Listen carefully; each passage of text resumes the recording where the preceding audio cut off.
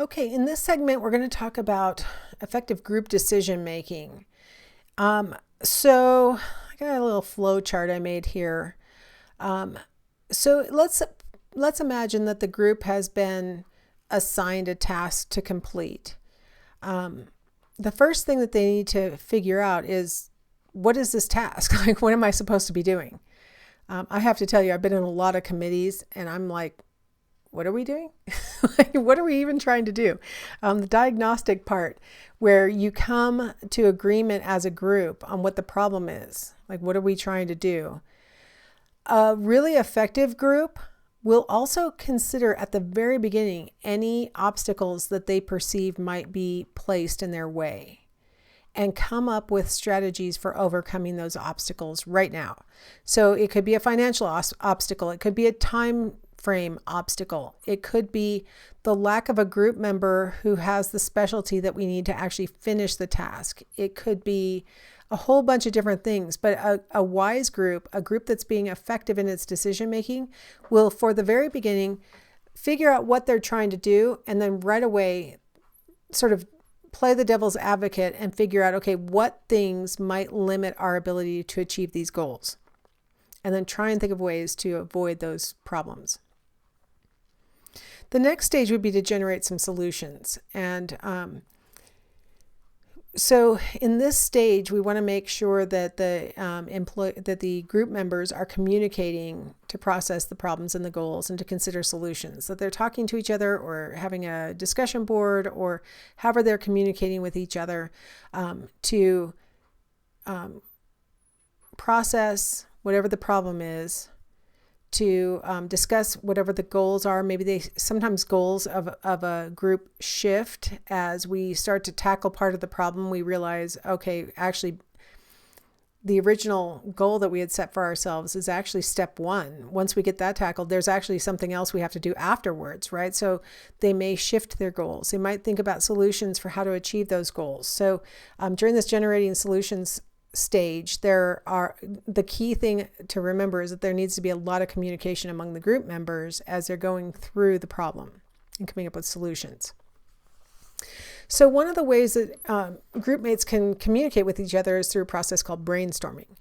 Brainstorming in an ideal situation would be where all the members are provided with the problem, whatever it might be, and they generate all the ideas that they can come up with for solving the problem.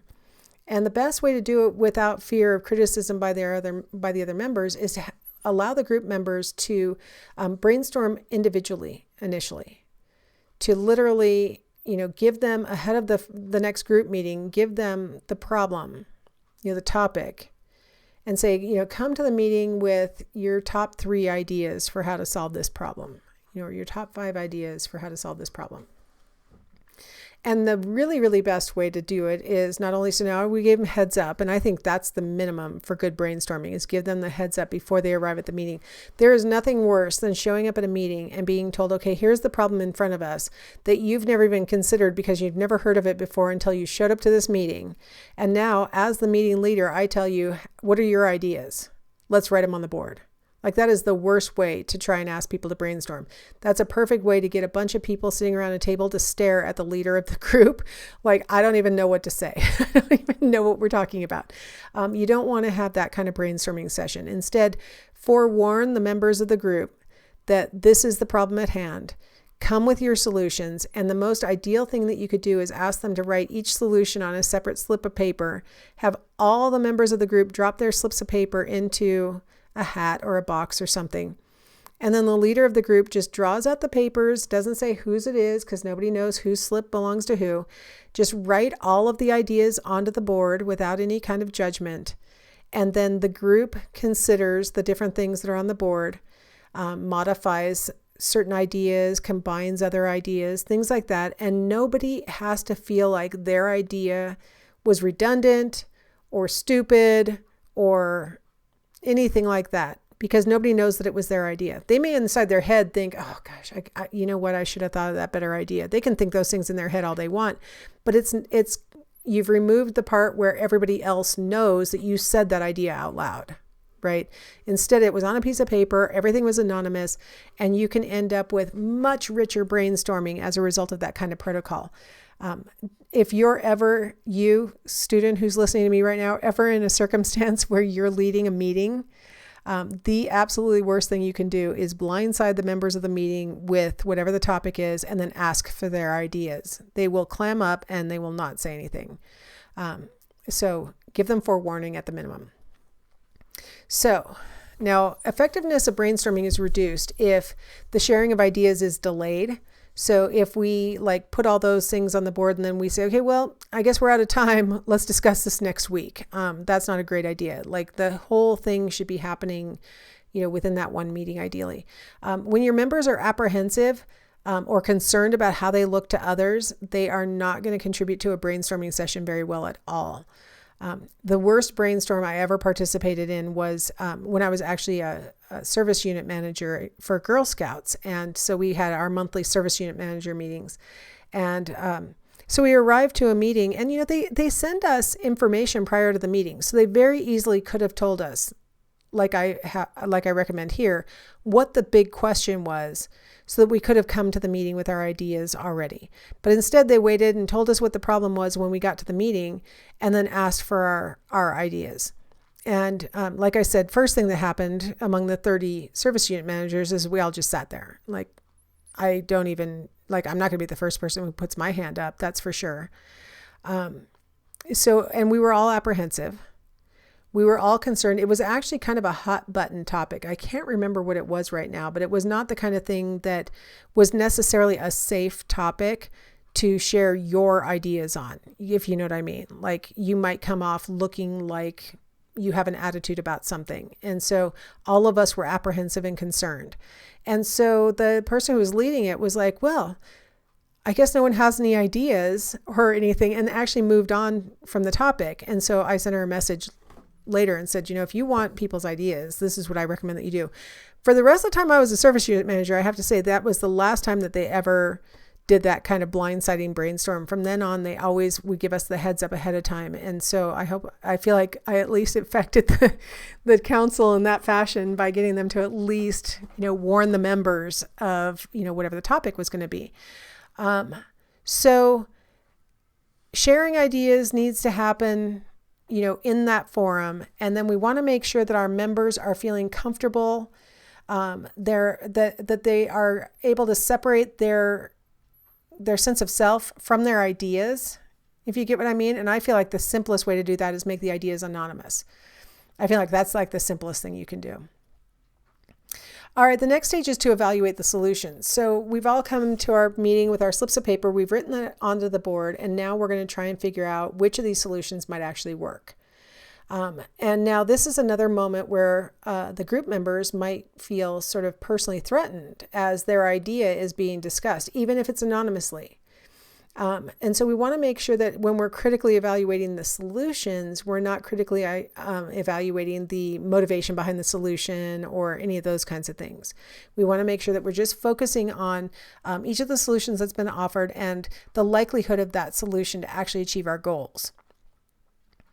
After there's been hopefully a very productive conversation, we're going to have to choose a solution. And it might be, combinations of things that different ideas provided. It might be one, the last idea standing might be the one that gets chosen.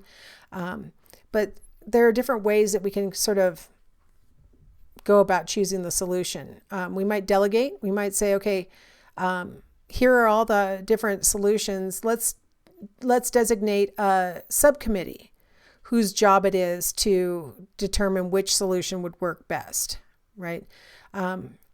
We might average the individual inputs. So if a lot of people had sort of similar ideas with little bits of twists, maybe we could say, okay, well, it looks like the thing that they all have in common is this one strategy. So for sure, we're going to use this one strategy because that looks like a really popular approach.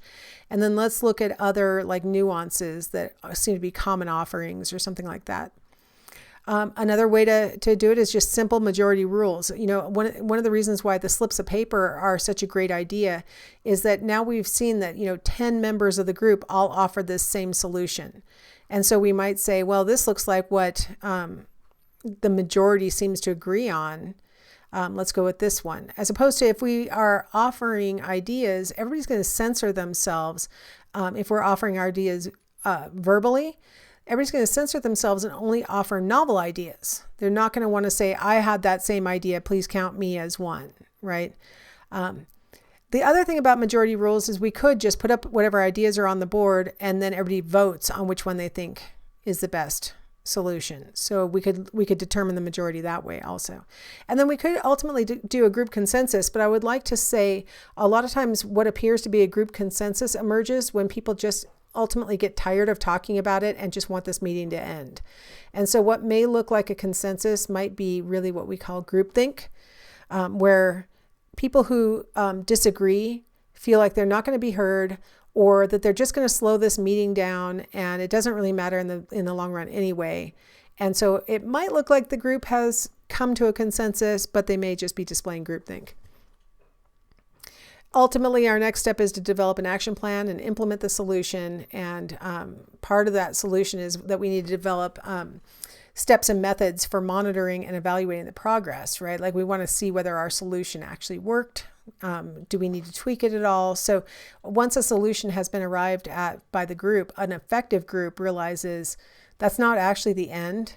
We have to come back and actually see whether it's working or it's still achieving the goal a month later or a year later or whatever. All right, those were our great steps in effective decision making. What about ineffective? So we've got process loss. Process loss is when an unmotivational element of a group, detracts from the group's performance. So something it is interfering with the group's performance. The first thing that comes to my mind is a lot of times when you have a nice cohesive group, they like each other, and so it's hard to get them to actually focus on the task, right? They're busy catching up and saying, enjoying each other's company and things like that. And it actually detracts from performance because they're too cohesive. So it's not always, it doesn't always look bad on the face of it, what's going on, right? Like these people they like each other and they're catching up, but they've wasted the first 20 minutes of a 1 hour meeting catching up, right? And that's going to detract from the group's performance. So we can kind of calculate out process loss as the potential productivity minus the losses due to whatever is going on that's undermining that. And that's going to be your actual productivity. So, if you chit chat for the first 20 minutes because you really like each other and then you buckle down, okay, we got to get some work done, and you work for 30 minutes and then, okay, it looks like we basically have gotten close to our goal. We all start to relax because we're getting kind of close to the goal. So then we all start, chit-chatting again, and, we waste the last 10 minutes of the meeting too. That would be what we call process loss. I'm thinking about an old episode of Seinfeld where George and Jerry are writing a script for a sitcom, and it's finally due. They've been so-called working on it for like 6 months, but it's literally due tomorrow. It's time to buckle down. We need to write this script. And so they've got the potential productivity would be, completing the script today. And then they had all these faulty processes. They had, they fell asleep for a while. Kramer came over, like all these things happened that contributed to losses. And so their actual productivity was far shy of actually writing the script, right? Because they had all these process losses that were built in. So the group was not making good decisions, obviously. So I also wanted to illustrate how shared versus unshared information can contribute to ineffective decision making. So I thought it would be best if I just named the people in my little example. So let's say that Chris knows something and he's the only person who knows something. Let's say that Fred knows something and it's the only thing that, only Fred knows this piece of information. Now the overlap between their two circles would be their shared information. Right? So that would be the stuff that both Chris and Fred know. And then here comes Becky, and she has her own personal part that she knows. She also has some overlap with things that she and Chris knows. She has some overlap of things that she and Fred knows. And notice that little middle overlap, which would be the shared information that all three of them know. Okay. So they each have some unshared information. They have some information that they share with each of the other group members. And then there's the shared group information. All right, so everybody knows that little bit in the middle. It turns out that groups rarely pool their unshared information. Very rarely does a group sit down and say, Chris, what do you know that I don't know? What do you know that possibly I don't know? Instead, they sit down and they start talking about, oh, I heard that too. Oh, yes, I also know that. And they get into alignment with the small little bit of information that they all share. Now, of course, I didn't draw this Venn diagram to scale, so it's possible that they have lots of overlap. It's possible that most of what they know, they do all share. It's possible. But there's got to be some stuff that Becky knows from her experience in life that Fred doesn't know and Chris doesn't know, and vice versa, that they all have their own special stuff that they gain through their education or their training or their life as a human being that the other ones don't have. And effective groups will take advantage of the idiosyncratic information that their group members have, and they can actually capitalize on that. That's what contributes to creativity and solutions, right? Is by figuring out, ways to put together things that maybe didn't necessarily go together, obviously, right? But instead, what ineffective groups do is they spend their time getting into alignment, agreeing on what they all know, and then moving forward from there. And they miss the opportunity to take advantage of all this vast knowledge that they're actually carrying around individually. Okay, now I mentioned groupthink a second ago, so let's talk about groupthink. It's the desire to agree becomes dominant in a cohesive group. It's much more likely that groupthink will emerge in a cohesive group than in a non-cohesive group. So we have these two in the boardroom, and one says, groupthink isn't working. Let's go to plan B, finding any deviants whom we can fire as scapegoats. So this kind of ties back to, the norms that we were talking about in the previous lecture. But so groupthink is when we have this desire to agree, becoming dominant in a cohesive group. It overrides realistic appraisals of alternatives. A lot of times we're so busy trying to maintain the group cohesion that we don't think about, alternative solutions. We don't ask about the information that we might have that somebody else doesn't have. Like we don't explore those things, because the goal is to keep the group cohesive, to keep everybody, getting along, things like that. So that motivation overrides the actual effective solution. So things that are good antecedents of groupthink are cohesion. Having a good cohesive group makes it much more likely that groupthink will emerge. If you isolate yourself from dissenting opinions, so if we don't ask for, any other perspective, if we eliminate a group member who we've labeled as a troublemaker, but the truth is they keep raising ideas that might make us, have to reconsider our solution.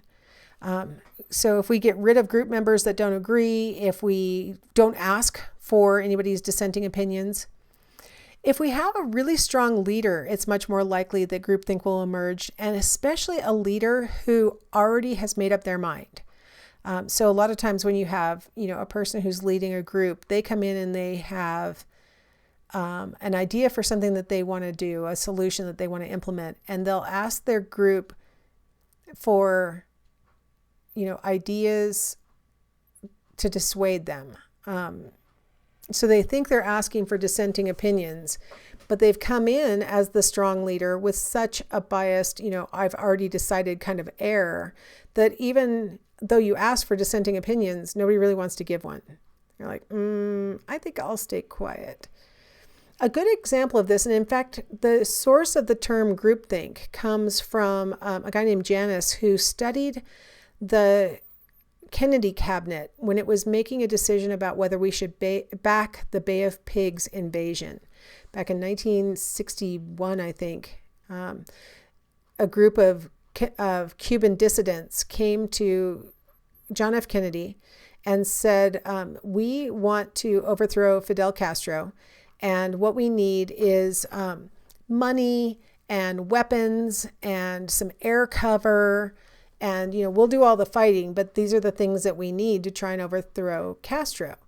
And Kennedy was very in favor of overthrowing Castro. So he was like, okay, well, I need to talk to my cabinet about it and see what they think. So he goes to his cabinet, and you guys know that John F. Kennedy was, a very charismatic leader. If he came in saying, I think this is a good idea, what do you guys think? You could imagine that a new cabinet that's only been there, less than a year is going to be hard pressed to say, Mr. President, I think this is crazy. Like nobody's really going to want to do that.